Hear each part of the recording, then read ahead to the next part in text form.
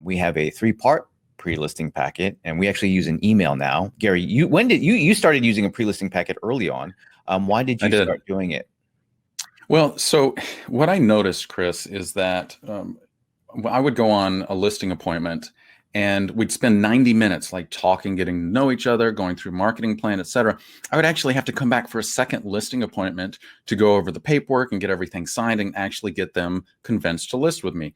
And I just looked at that. I'm like, man, that takes so much time. And so I thought, how can I cut some corners here? And what I did is I started creating pre-listing packets, and I would print them and I would hand deliver them to the house at least 24 hours before my listing appointment. And I did that initially just to reduce the amount of appointments I needed to go on before I got a signed listing agreement. Here's what actually happened as a byproduct is it crushed the competition. It did several things. Number one is it set me apart from the competition. It showed me as an expert. And it prepared my clients to meet with me to where now when I go on listing appointments by using the pre-listing packet, they're more educated about what we do that differentiates me from everybody else. I get them to do some work for me, and it builds trust. So I walk in the door and they're almost ready to sign the listing agreement at that point. And so that's why I started using it. And now more than ever, Chris, you want to talk about taking market share, especially as we boomerang or slingshot out of this current situation. If you want to come out on top and really have that trust, this is huge. This is what I'd be doing like crazy. Gary, you said something that's really, I think, key when it comes to using a pre-listing packet, and that's about building trust. And so if we want to get recognized as a listing expert agent, and ultimately if we want to get referred and recommended more as a listing agent, people have to trust us to do that very thing. Now, I know you guys can't read this email. Don't worry. I'm going to blow it up and you're going to be able to see exactly the words. And I'll even take the time to read the whole thing in the different parts. I just wanted to address like the high level. What are the 3 parts of the pre-listing packet or the pre-listing packet email? The reason why we use email is because we can link different forms of media to the pre-listing packet. Whereas if we were going to do a physical one, I'd have to like mail a VHS tape for some of this stuff. So anyway, we can use more innovative and creative methods of marketing and being just not even marketing, but just being able to communicate more effectively.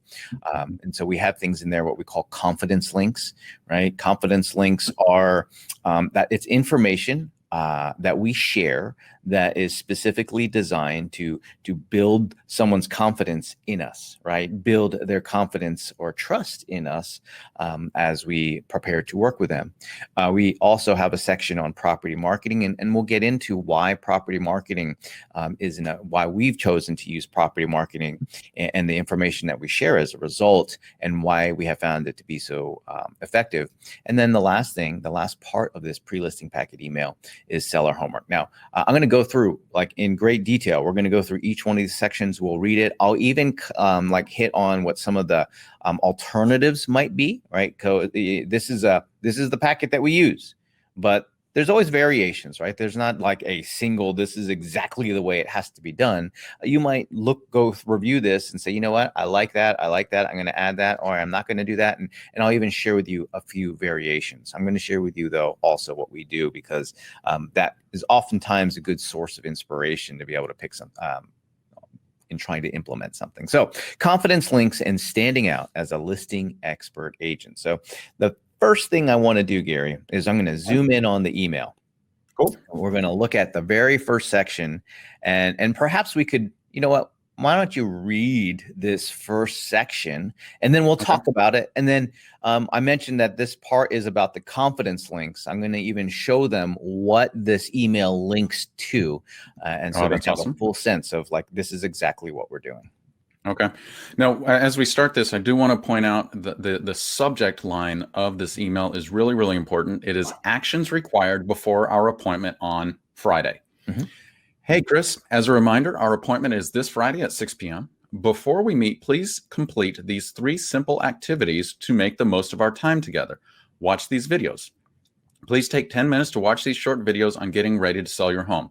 Spending 10 minutes now saves us 45 minutes later. So here's one thing I really want to point out is anytime you ask a potential customer to do anything, you need to let them know what's in it for them. Because if you just said, hey, take 10 minutes to watch these videos, they'll be like, why? And then you say, well, spending 10 minutes now saves us 45 minutes later. It's like, oh, that is like the trigger and that call to action that will make them actually do what you want them to do.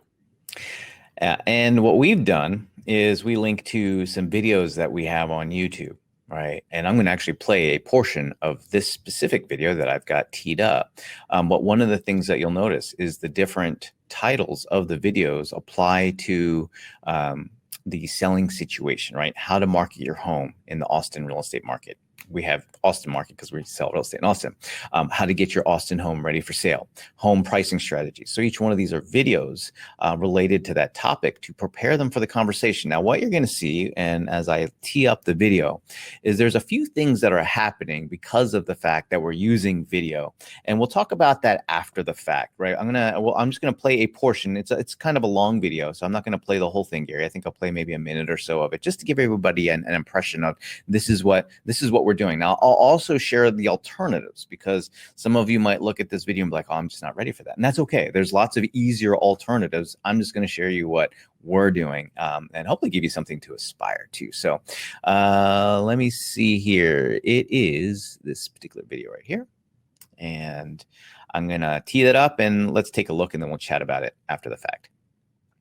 Chris Scott. And I'm Garry Creath of Creath and Scott Homes. And today we're here to answer the question, what are you going to do to attract buyers to my home?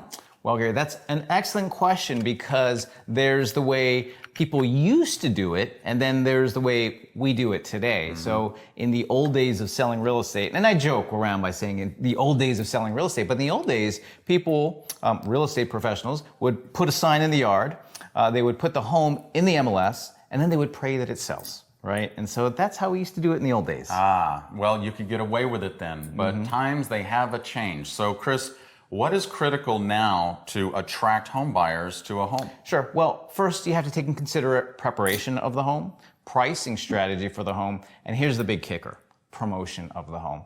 And so this is where... And I think I'll pause it right there. I don't like listening to myself talk so much, Gary. So I'm just going to go ahead and stop that video. But you guys get the idea, right? Like we're sharing what we know, our expertise and our knowledge. And here we're answering the questions, Chris, that the sellers have in their mind, but they haven't had the opportunity to ask us yet.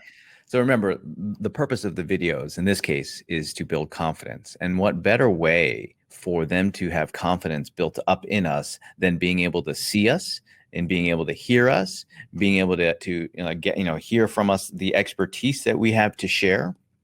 And so oftentimes, when we go into that listing appointment, they've watched these videos. What do they do? They almost always say, hey, I've seen all your videos, right? Yeah, it's so interesting, because I remember, I'll never forget this one listing appointment I went on. And I knock on the door and they come to the door and I say, hey, I'm Garry Creath. And they're like, we know who you are. We've seen all your videos. We actually feel like we're meeting a celebrity right now. And at that point I was like, well, here's a listing agreement. Sign here. Yeah, just go ahead and sign right here.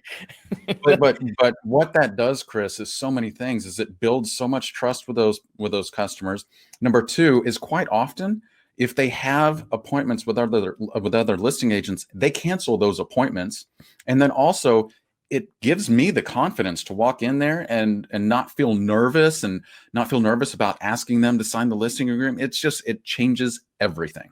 Yeah, the whole idea around using video to build affinity with your client, with your customer, with your prospective client, with your prospective customer, it's such an effective vehicle and such an effective way to build that affinity, to build up that trust. It's one of the ways they get to experience what it's like to work with us if they haven't worked with us yet, right? And that's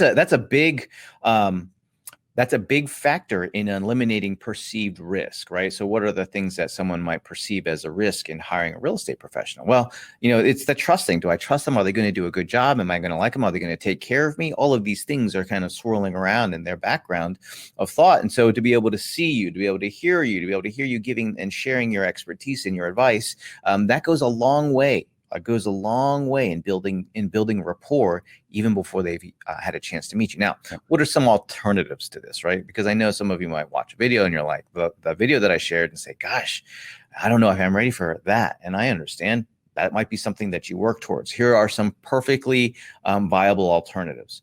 You could share links to blog posts that you've authored, right, on that same topic, right? So you could have a photo, and on those same 3 topics, you could just write a blog post on those things. Perhaps you're not a writer. Well, maybe then you could link to somebody else, like the National Association of Realtors, if they've got information, or some other credible source of information that has hit on topics that you want to share. Here's another one that can build confidence. You could link to specific reviews, right? You could link to your reviews online, because that's also going to work to build confidence. What we're trying to do is to build confidence in the viewer. So let me go ahead and let me pull the presentation back up so we can keep moving along. And so that's that first section, is just in building confidence with the viewer. We're using video, but it really leads next to the next section then, right? Because we've established, and we're trying to establish rapport. And I believe if they've watched at least a portion of the video, that's starting to happen. The next thing then is property marketing. And I like to call this an ethically sabotaging your competition. And I think how does one do that, Chris? Well, so remember in the email at the very beginning, we said that we were going to ask them to do 3 simple activities. The first one was to watch these videos, and if you're not doing videos, it might be to read these articles or to check out these reviews. Step 2 is to review the property marketing plan. So the language here is marketing your home is one of my biggest jobs, and I take it seriously. We will discuss my marketing plan for your home when we meet. And then there's a link there. And when they click on that link, it takes them to the property marketing plan. Lo and behold, there it is. Well, and that's the whole reason we were asking everybody here is, are you currently using the pre-listing stuff that includes that property marketing plan? Chris, this property marketing plan, I just want to preface that this is probably one of the most critical aspects of my entire pre-listing email and my listing presentation that secures me more listings than anything else. You want to go through, like, what do you put in a property marketing plan? Yeah, sure. So really, whatever you do to market the home. I mean, that's, the way I did it was I sat down and I said, all right, what is it that we do? And actually, to be honest, the original version of this came as a result, not because we were thinking ahead or trying to be real smart about how we did our real estate practice. What happened is we had this is several years ago, and we were working expired listings at the time. And one of the folks that we contacted, by the way, we don't really work expired listings anymore, but at that time, several years ago, we were. And one of the folks that I was working with in our firm, she was on the phone, and I was walking to go to the bathroom of all places in the office. And she literally just took the phone, and she was she was calling on expires, and she hands me the phone. And I'm like, what am I supposed to do? She's like, I'm like, hello, and it was a gentleman who she was talking to, and he was like, hey, I have some questions for you. And I was like, okay, yeah, what are the questions that you have for me? Like, straight up, just hand me a phone. And all of a sudden there's this guy talking to me, and he was like, hey, I want to know what it is that you do to market real estate. And I said, well, this is what we do, this, and we do that, and we do this. And he was like, great, do you have a marketing plan? And I was like, well, I mean, yeah, we have a marketing plan. Like, in my head, I didn't know he meant like, in person. Like, he was like, documented. Yeah, he was like, well, send it over. And I was like, well, I'll tell you what, I'll send it over to you. I've been actually, I'm in the middle of doing stuff right now, but I'll send it over to you later today. And then he was like, very good, I'll be there tomorrow at 10 o'clock. And we're like, okay. So I sent him I crash course built a property marketing plan, sent it over to him because I knew we were going to have an appointment with him at 10 o'clock the next day. And sure enough, I sent it over to him. He showed up. He said, everything in this plan looks good. You're hired.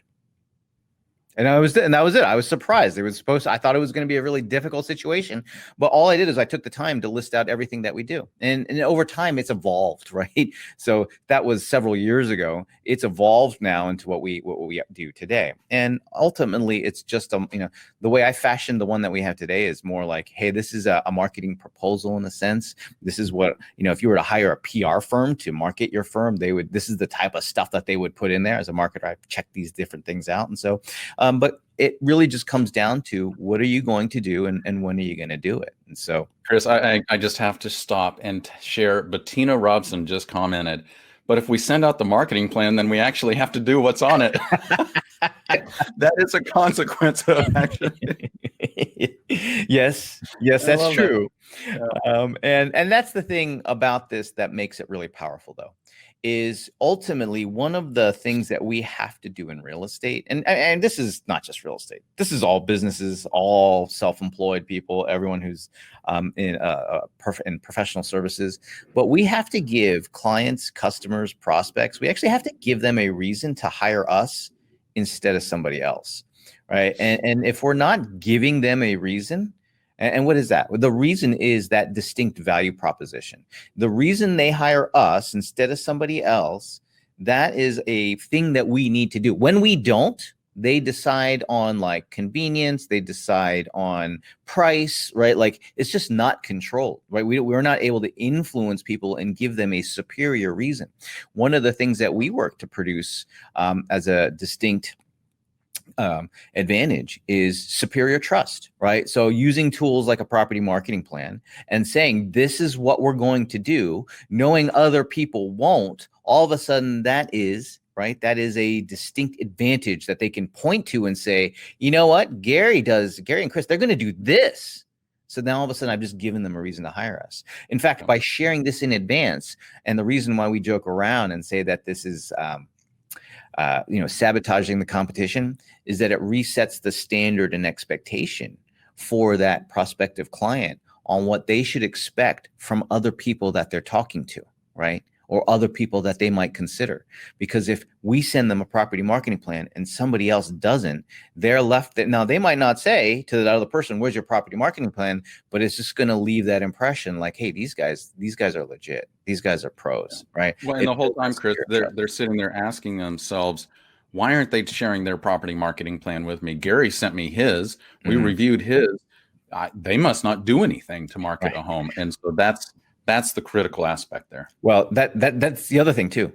Remember that time like Gary lost a listing from somebody he should not have lost a listing from, and it was only because you didn't reveal certain information, right? He was a very, very good friend of mine, and so he actually called me over to find out what he needed to do to prepare his house for the market. And so I just walked over there, and I'm like, "Hey, Josh?" I said, "Hey, Josh, how you doing? This is what I think you and Heather need to do. Blah blah blah. And hey, you want to go on the boat?" And literally, that's what happened. And so I went to his house the next week to play poker, and another realtor sign was in the yard. And I'm like, what gives? He's like, oh, I hired this neighborhood specialist because they're doing this, and this, and they're marketing it online and all these websites. And I'm like, dude, I do that too. That's what I do. And he said, well, I didn't know. Yeah. And literally, it came down to the fact that I did not share my property marketing plan. I lost a $485,000 listing like that. It was gone. Well, and then conversely, you've used this tool, right? On the flip side, once we had this in place and you're able to send it out, you've used this to beat out several other agents on a coveted listing. Can you tell everybody that story? So I went to this listing appointment. It was $1 million listing in a downtown urban core of Austin. And it's a beautiful modern home. I wanted this listing. I asked them when I got there, I said, well, so, how many other agents have you guys been interviewing? And they said 7. And I said, great. I was like, great. That's a lot of other. Okay, you guys are spending a lot of time here. I said, great. Who are they? I might know some of them. They went down like the list of the best listing agents in town. And I was like, oh, and I start sweating, right? But here's what happens. As we get into the kitchen area to sit down at their kitchen table, I saw our property marketing plan printed out on the table right there. And when I saw that, my confidence went through the roof. And they said, I said, wow, you printed this out. And they said, yeah, this is why we're going to hire you. And I'm like, what? Like, we haven't even gotten into the listing appointment and the presentation, nothing. And they said, yeah, we're going to hire you because you have an awesome marketing plan. And none of the other 7 realtors that we interviewed have a property marketing plan. The listing's yours if you want it. And I was like, yeah, I want this. But literally, this is what helps me. And that's what I was saying earlier, is this is what helps me differentiate myself so much from the competition and stand out and like Chris is saying, ethically sabotage the competition. Because when you actually, by the way, do all of those other realtors do everything in this listing, in this property marketing plan? Probably. But they didn't. Not all of them. There's no way. Probably not all of it, but they didn't tell them. Yeah. You know, the competition would have been much more difficult had they shared a property marketing plan, and they didn't, and they still don't today. So a good question is from I think Jesse was saying, "Hey, do you send the pre-listing packet immediately once the appointment is set, or do you wait?" So can you kind of share with everybody the timing from when do we send the pre-listing packet as part of your listing process? So I have my initial phone consultation, and that takes about 45 minutes to an hour. And then almost immediately afterwards, it's that same day, not only have we scheduled the appointment for sometime in the future, at least 24 hours in the future, but I send this pre-listing packet email to them immediately, because I want them to have enough time to watch the videos, to download and view the property marketing plan. And also, we're going to get to this in a minute, to do homework. And so I want them to have as much time to do that. And I also want them to have as much time to cancel appointments with other realtors, right? So let's just get it out there. All right. So that leads us to the next part, the third part, which is the seller homework and the time spent principle. And I think what we'll do, Gary, is we'll zoom back in on the email here, that pre-listing packet email. And if you want to read those things, then we can chat about them with everybody. Yeah. So number 3 is homework. Homework number 1. Please reply to this email sharing your home's best features, improvements, and selling points. I will use this to create compelling marketing to attract buyers. Homework number 2. Please reach out to your lender to get the current loan balance. We will use this information to calculate what you'll net from your home sale after we assess your home's pricing strategy. If you have any questions prior to our appointment, please let me know. Thanks. P.S. This is a reminder, right? We've already asked them to check it out, but this is a reminder. P.S. Check out the property marketing plan I will use to attract buyers and sell homes for well above the competition's average performance. And feel free to share it with anyone you personally think personally thinking of moving. And so, Chris, why is that PS so critical? And well, I think we should talk about 2 things. Number 1 is why homework, and why the PS? Yes. Well, the PS is a simple one. It might be the only thing they read in the email. And like the fact of the matter is, people are busy. Now, they might have more time these days to read through it and do all the things that we've asked. But if they only did one thing out of the whole thing, and it was just to check out that property marketing plan, we'll have done a huge service to them and to us. But in being able to communicate our distinct value proposition, meaning that if they will check out that property marketing plan, I've given them a reason to hire us instead of somebody else. Now, the homework piece is another aspect, Gary, that you taught me about the idea of time spent, right? So we're going to actually ask them to do something on our behalf collaboratively, but why would we risk asking them to do something for us? So the concept of time spent is if I can get them to spend time doing specific tasks that are targeted to our appointment, they are much less likely to want to do that for another agent, which means that they are much less likely to interview other agents. So if I can have them spend time working on stuff for us together, then what happens in their brain is it already starts triggering that it's almost like a predetermined notion that they're going to hire me because they're already working with me.